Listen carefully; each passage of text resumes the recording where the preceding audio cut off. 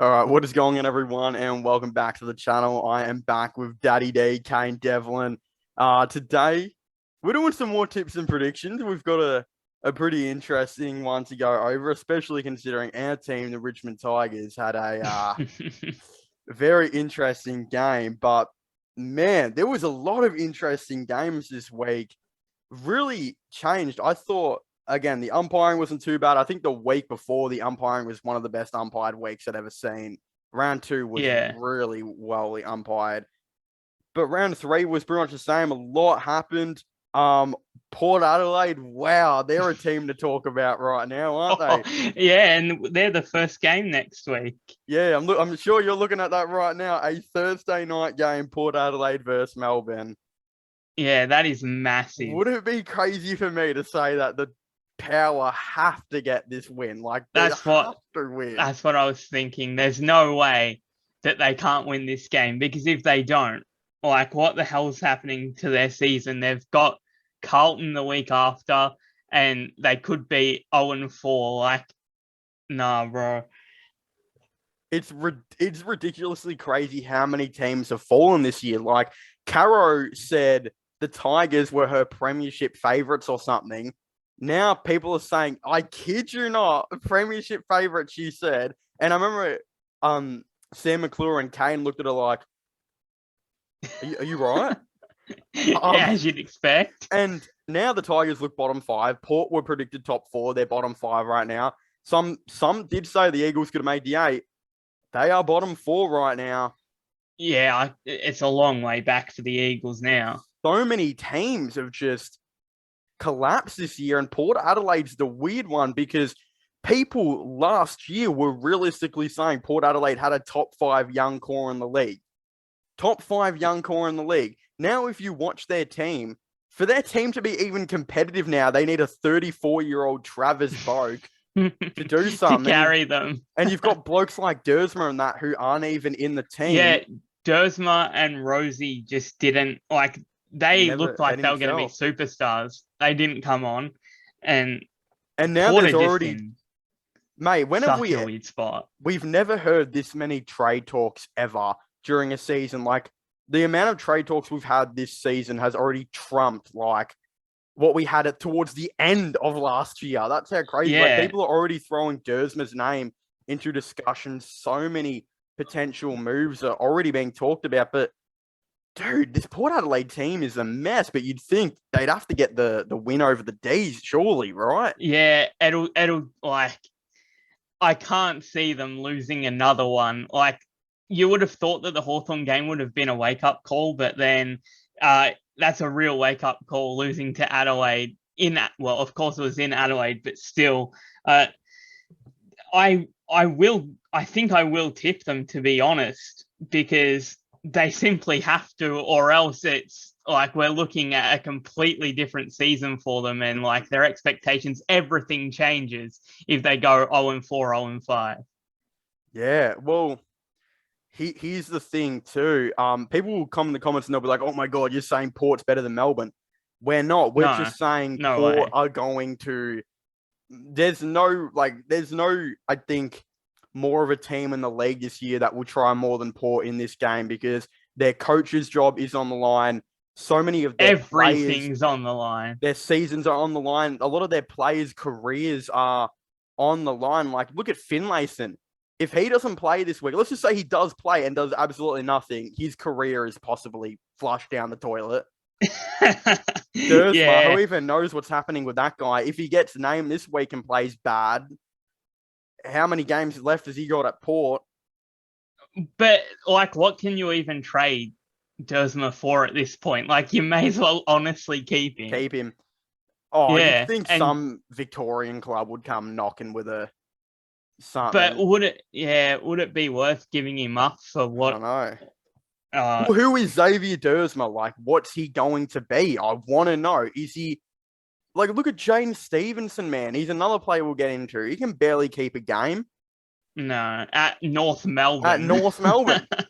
So, yeah, what are we saying? We saying Port Adelaide? I think I'm going to go Port. Yeah, it could change during the week based on any news that comes out during the week, but I will go with Port for now. Yeah. They've just got to win. They just have to win. Yeah. Next There's no one. two ways about it. No, I agree. Next ones, I think, are pretty clear and done and dusted game. Geelong versus Brisbane at GMHBA. Geez, I mean, come on now. Geelong, you'd think would absolutely.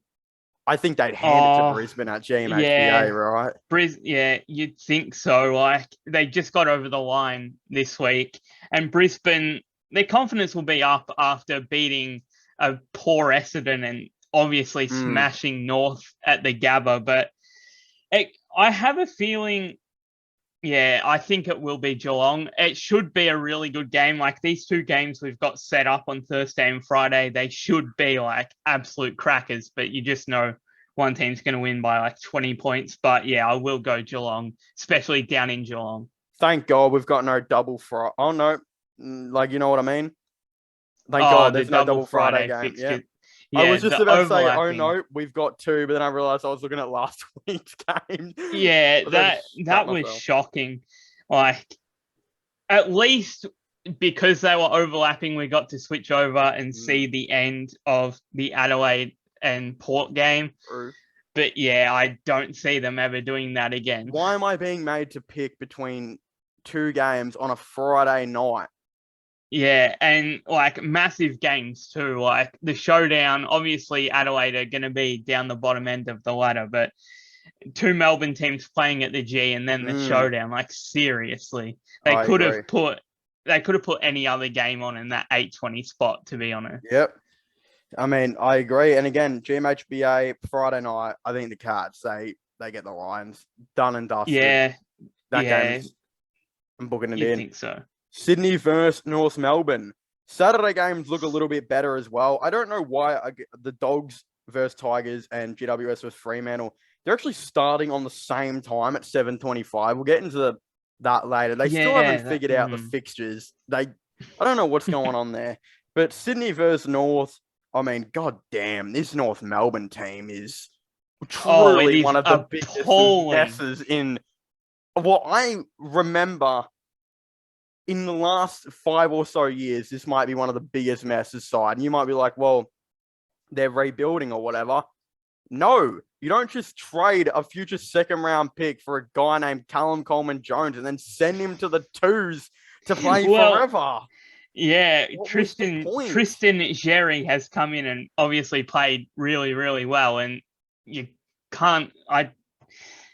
I can't see them playing. They can't play Goldstein, Coleman, Jones, and Xerri. So with Larkey as well. I mean, and I'm watching like Larkey and Coleman Jones move now, and I think the dilemma with the Tigers was, you can't have Lynch and Coleman Jones play together because they're two big, slower forwards that one of them just can't work. They wouldn't work in the same forward line. With Larkey, I think they maybe hoped that Coleman Jones could be the future ruckman when Goldstein retires. And if that maybe doesn't work, then Coleman Jones could be the full forward and Larkey could play half forward. But Larkey just can't. I don't see him being that guy to play half forward at the moment. Like, I just don't know. I thought he could have, but clearly not. Clearly, maybe. Well, we haven't really seen much of him and Coleman Jones together, but yeah, we obviously need to see them play together before we can make any real assumptions. Man. North Melbourne, bro, what is going on with their team? Yeah, to get smacked by 100 points in this day and age, I mean, oh, bro. And it was not good the week before when they won against that Eagles side. And obviously round one, they got done by Hawthorn, who have gone on to be a good team so far. But yeah, the pick is very obvious here. And I kind of hope it does get ugly because it would be quite funny. Yes, I would like to see the Kangas actually do something, but I think even North fans there's a lot of North fans actually asking, has their footy club taken a step back? And again, what I mean by that is Coleman Jones trade was a absolute disaster. And then you've got as well Jared Polek. He couldn't get a game last year because they made it well aware that, like, we're going to play the young guys. There's no room for these older guys who aren't going to try, just are useless. They've got nothing ahead of them. And then all of a sudden, Jared Polek is in there 22 again. as bad as he was last year. And you just wonder, well, how did North come to the resolution of Polek playing again? Yeah. I'm not saying he's been bad, but I'm just saying, like, what is happening?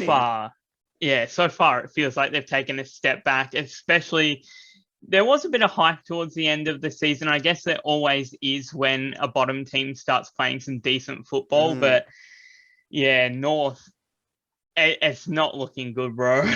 They're just contradicting themselves at this point, and they've got a player who I actually really like, though, and I'm going to compare him. I know, obviously, they're a little bit different, but is it weird? You know, I feel like Hugh Greenwood's kind of their Marlon Pickett. You know how Marlon Pickett for us has been an absolute bull this year? Yeah. Has been really, really good. Can rack you up like 18 disposals a game, a lot of tackles.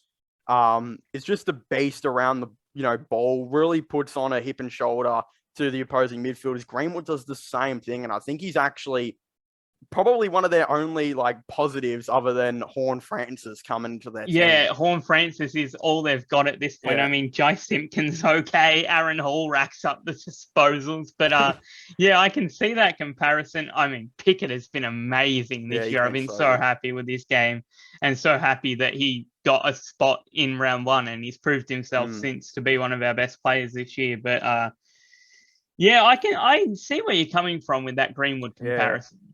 Funny thing is too, though, I'm looking at Greenwood as being one of two positives for the worst team in the AFL, pretty much, and the guy's like 29, and they should be starting to rebuild with all these young players. Yeah, coming down from the Gold Coast.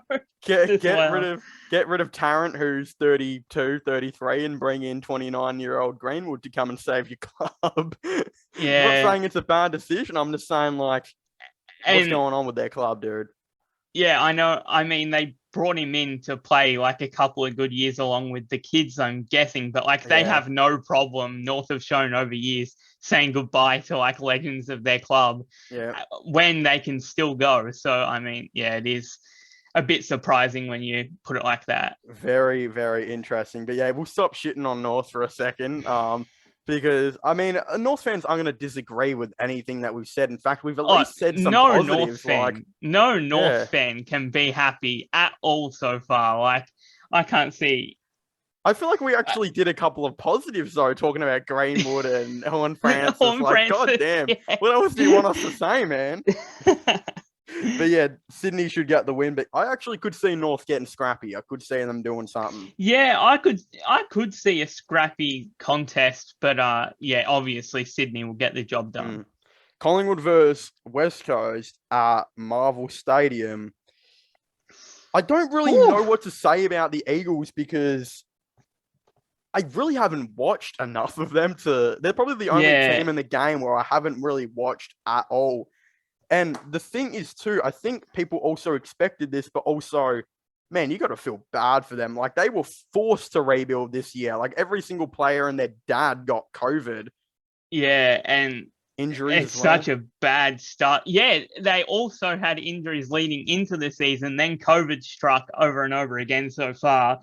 And they were just no chance of winning a game. And yeah, it's really tough to speak on West Coast so far because it's a bit unfair to like go in on them and say, they're underperforming. But yeah, you can't see them making or competing for the 8 for sure. Yeah.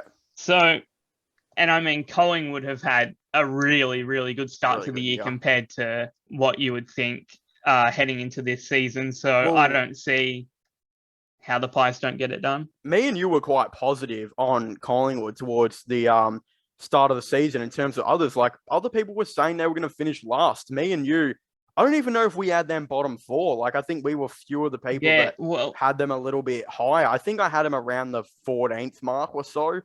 Definitely not bottom 3. It was ridiculous for anyone to say that a team with still the star players, like, okay, Treloar was gone and Stevenson played a big role in them in the finals. But man, they've still got more. They've still got Howe. They've still got Adams and De Goey and Grundy and Pendlebury and Pretty much to Sidebottom. summarize it, they got a top 6 backline in the game still. Like, you Oh, can't have a yeah, top 6 backline in the game and, like, be bottom 2, surely. Yeah, they've got Maynard down there, Howe, Moore. I mean, Quain has been pretty Great. impressive. Yeah. It legitimately could be knocking on the door for top 3 at this point. I mean, maybe it's the big call because it's so early in the season, but this same backline was top 3 a couple of years ago, just with a couple of different additions and a couple of different changes here and there. Yeah, and you know what you're getting, like, with what it seems. So I can't see, like, their backline falling to bits throughout the year. Yeah, I agree. But again, with West Coast, dude, the only decision they need to be focusing on right now, if I was them, I wouldn't even care about the record. The only decision they should be making is, in a year to 2, is Adam Simpson going to be our coach? Because if you want him to be your coach, you should do what Sydney did, where they extended Longmire to like 5 years. And everyone was like, if they're going to start a rebuild, why would they extend Longmire to 5 years? But then 2 years later, they ended up making the finals again. West Coast need to decide, is Adam Simpson the dude? And if he is, give him a big contract, because you're expecting to rebuild for at least 3 of them. So again, 5 years is fair if you want him, because 3 of them are going to be rebuilding. And Simpson, heading into the year, there were big questions about him, like about his game plan and where the Eagles would end up. And now obviously all this has happened, and he has gotten a fair bit of praise for how he's handled, like, the new players coming in. And I, especially last week, I'm not sure what the fallout from tonight's game will be. Yeah. But that has to be like their main big factor. Yeah, their main focal point this year, deciding like the future of the head coaching role for sure. Yeah. And honestly, the way Simpson handled himself, you would think that 5-year deal is very likely now compared to what it was like a couple weeks ago, because he looks like he would be down for a rebuild.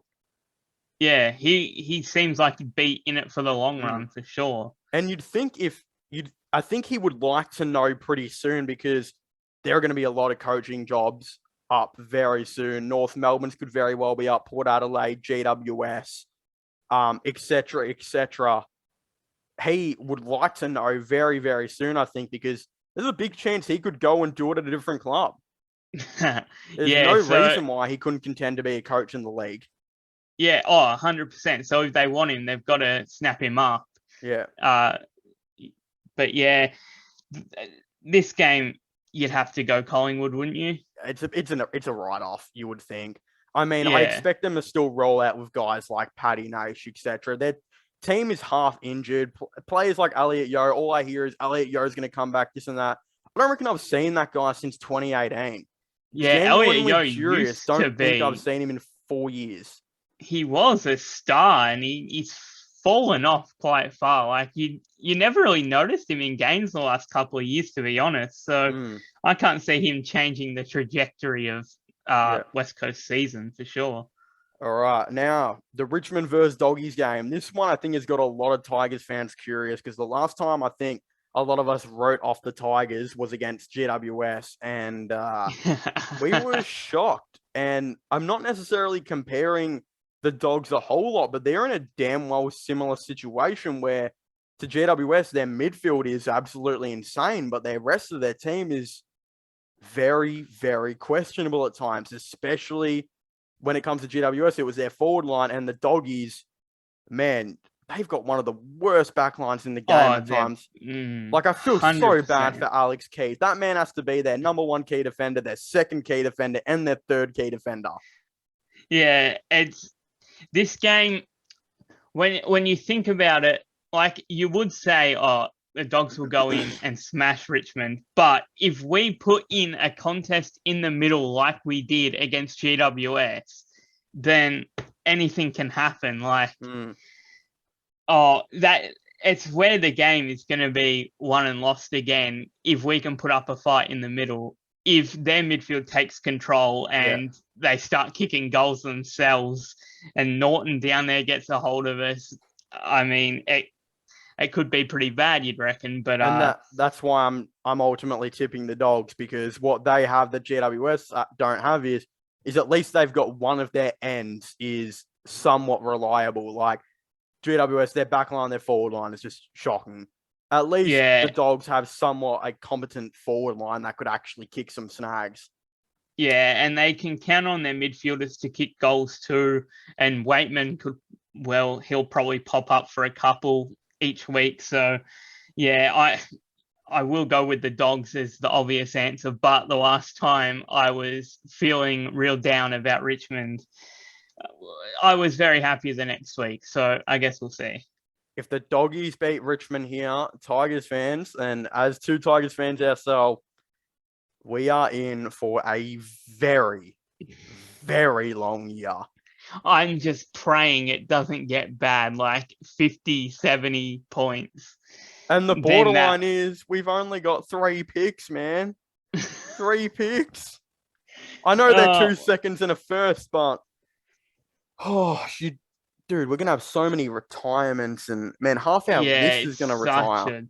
It's such a weird spot right now, because this year it was another unknown whether we were going to go in and compete again. Some people were saying we would, but we have the same problems as last year, and all the players are a year older now and they're playing out their final season. So who knows where we go 2023 and beyond, but hopefully we can get a couple of wins this year at least.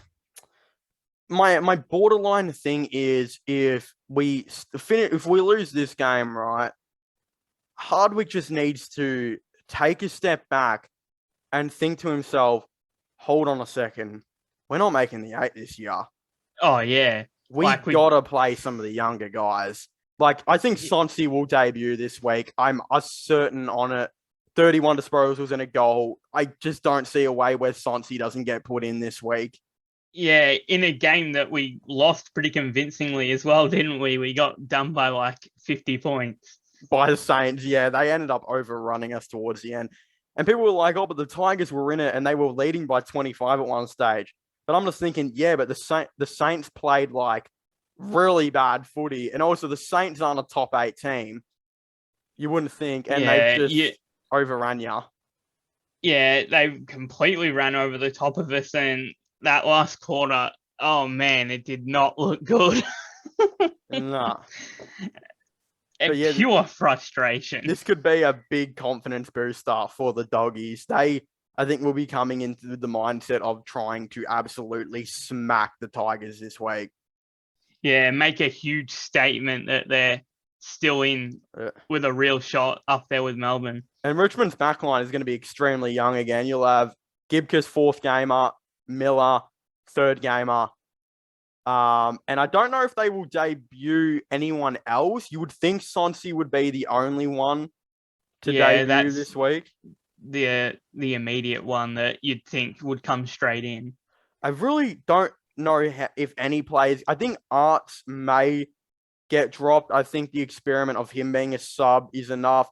I see some people calling for Ross to be dropped, but you got to remember, the way Richmond are in right now, you can't be affording to drop an inside bull like Ross, because you might as well just say we got to develop him now or he's never going to be anything in the game. Yeah, just get as many games in and see where he goes. If it doesn't turn out into anything good, then whatever. But we don't have any player like him right now, and we kind of need it. So hope he becomes something. And man, Jack Graham, he's hurting my head. Like, the stats look good, 25 disposals, but they weren't good 25 disposals. If you actually watch the game, I didn't see that man winning even a clearance. Like, he just seems like a dude that should be in the middle destroying everyone that somehow operates on the wings. Yeah, exactly. And he's not a very fast guy either. In fact, he's extremely slow and runs like an absolute fridge. I don't know what more to say about him.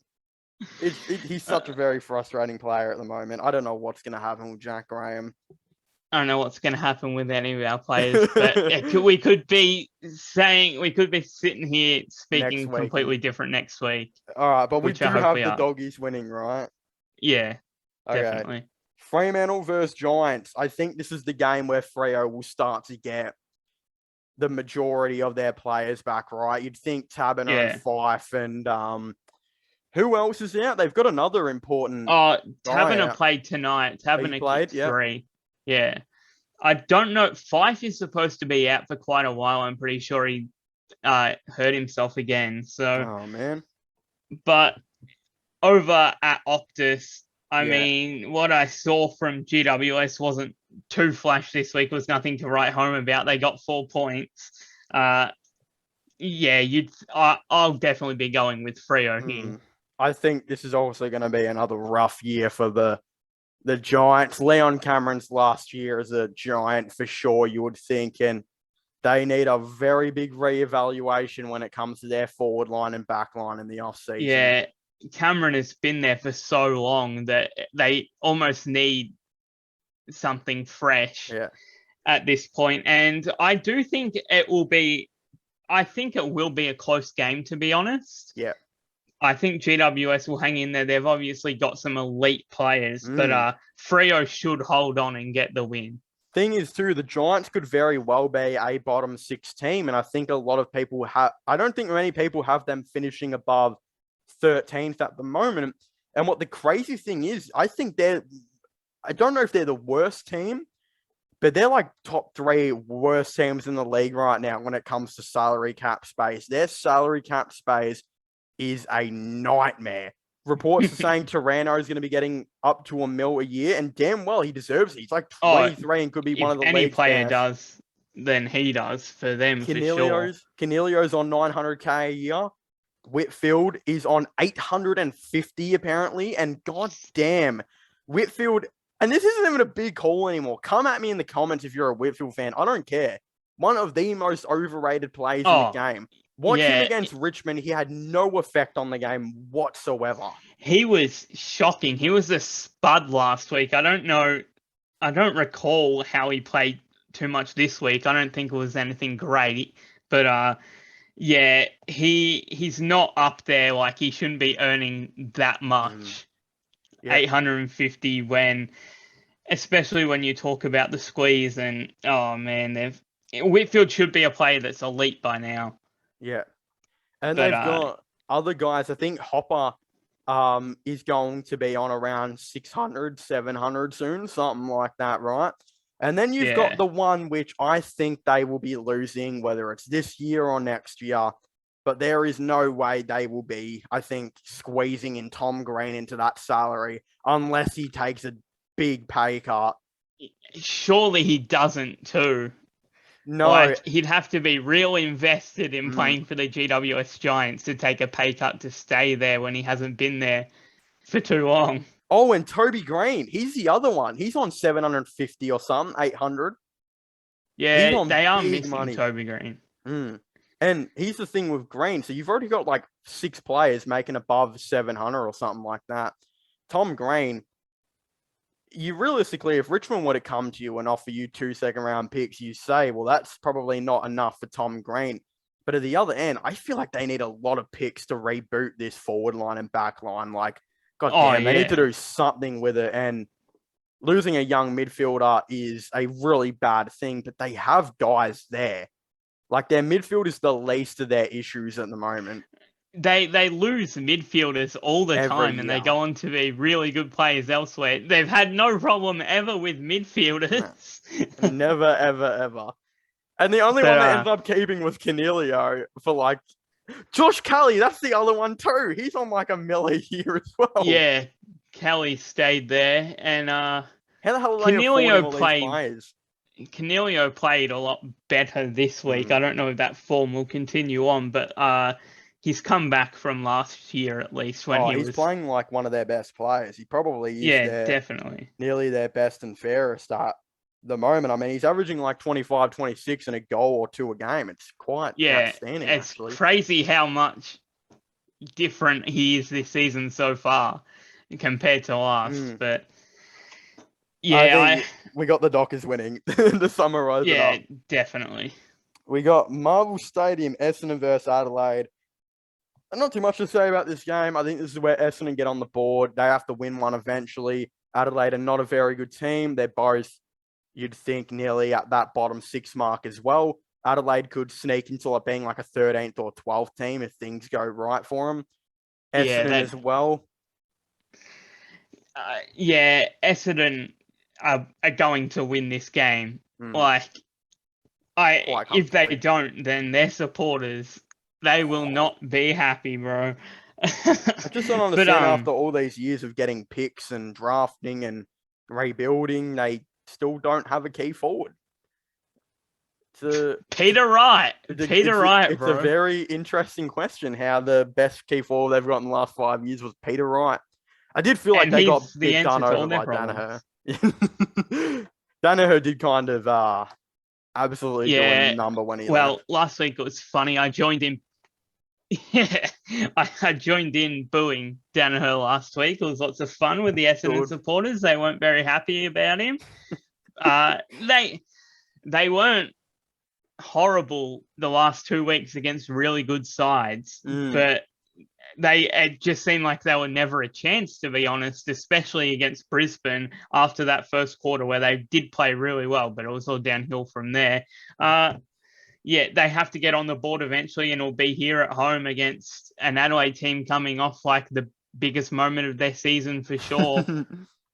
That's why I feel like they might finish 12th or something like that, or 11th, even like get high because they don't have Zach Merritt for 8 weeks, so he's basically he's not their captain, but he's essentially their guy. Everyone knows this. And they still don't have a key forward. I think their team is too good not to be. And Tipper's coming back soon. You'd think they'd get up there. And they got to get this win against Adelaide. Oh my God. That is I could be looking back on this next week and saying, nope, they're bottom 4. Just imagine the scenes if Essendon and Port Adelaide go 0-4, let alone one of them. Man, I hope at least one of them does. Yep. Next, we have Hawthorn versus St Kilda. This is a tough one. At the G, both teams are looking to surprise and make the A. I still have Saints being a better team than the Hawks. I think the Hawks have just extremely overachieved, but I don't know if I can put a pencil on who I've got winning this game. No, I think the G. It might just swing me in the favor of the Hawks because I can't even put my finger on why. Just like their team, it's weird, but they're so fresh this year. Like their ball movement, everything. It's been really good to watch. And St Kilda, obviously you can't trash them. Well, you can trash them for their performance before the last quarter, but MCG, it will lean me in the favor of the Hawks, but I wouldn't be putting money on them to win. Yeah, all right. Just because if you're on the Hawks, I'll go the Saints just to be a bit different because this is a toss of the coin for I think both of us. Oh yeah, it really is. We never even look at our results from the previous week. I never even remember who I tip. Yeah, well, I do the Footy Tips app. I got 7 out of 9. I got 7 out of 9 this week. So are they the same that you say on this podcast, or do you change it up a little bit? I honestly don't remember. I enter them in on Thursday night before the games. So Port and obviously the Tigers let me down this week. But 7 out of 9, I'll take that considering my tips were awful leading up to this week. Very true. All right. Gold Coast versus Carlton. Gold Coast are, wow. I know there's not many fans out there, but if you're a Gold Coast fan, you would be feeling so hard done by right now because, geez, they could have been a top 8 team. I stand by this. The way they played against Melbourne in round 2, where they only lost by 13 points. The issue that they had was they didn't have that extra guy to kick it down the line because we know that Chol is a little bit of a weaker, type of key forward, and Casbolt isn't the greatest kick for goal. So they were often moving Casbolt up to take a big mark. And let's just say Witts was doing the ruck down back. Someone would kick it out. You'd have Casbolt down the line. Let's just say Casbolt would take a mark. Then the only key forward you would have in the whole entire half of the ground, this, offensive half of the ground, would be Marbia Chol, who has done exceptional this season, but is just so weak when it comes to a marking he's contest. not going to be able to contest. He's not going to jump up and take a massive contested grab, is he?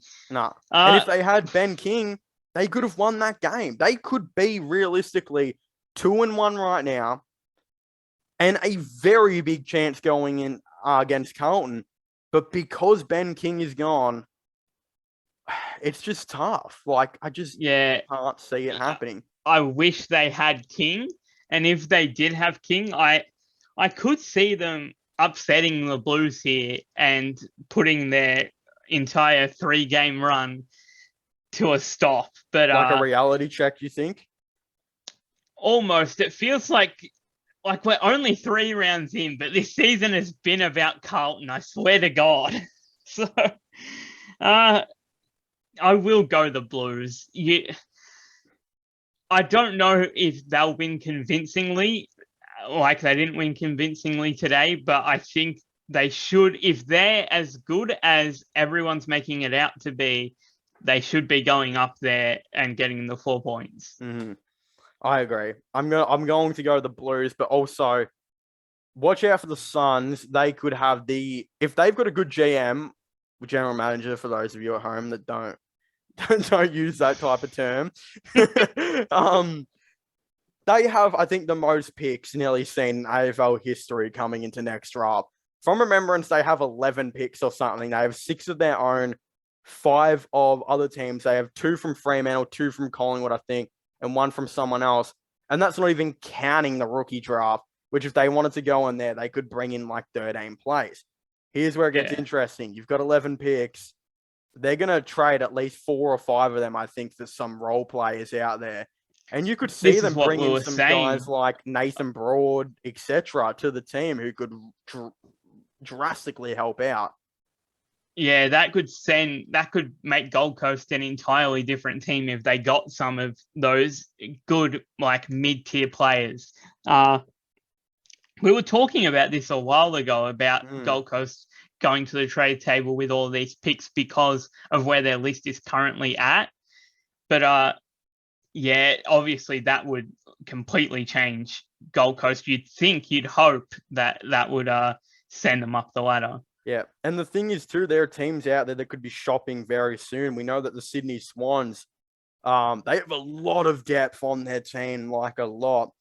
And you would think eventually, because they've got so many midfielders, you would think eventually one of them would like come open, would be willing to take a whole lot of money from another team.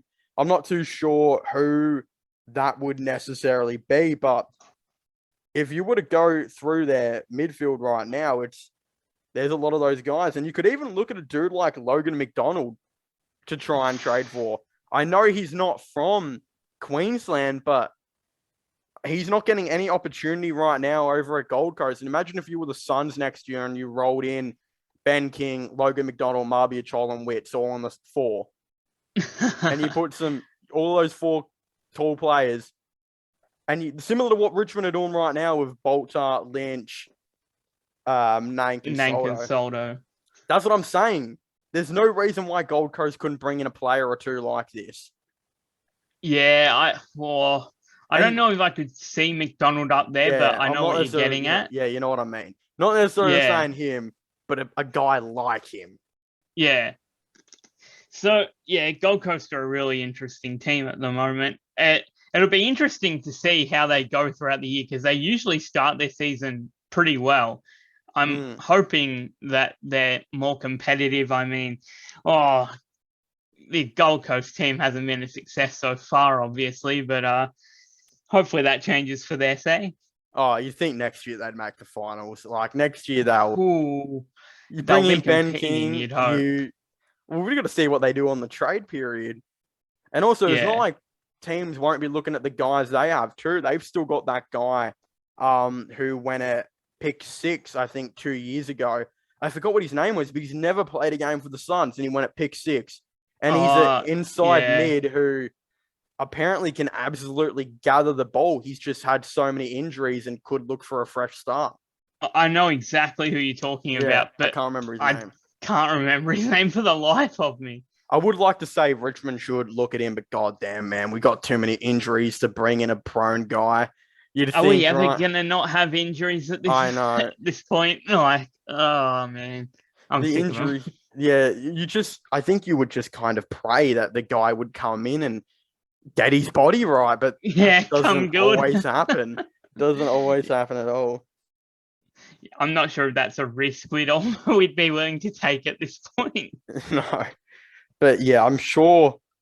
And like, look, Carlton have still got guys. Carlton, who are one of the growing teams in the league, one of the best teams in the league at the moment, have got guys now who have fallen out of their team. You got Paddy Dow. A lot of people predicted Paddy Dow could have had a breakout year. He was playing absolutely out of his mind towards the end of last year.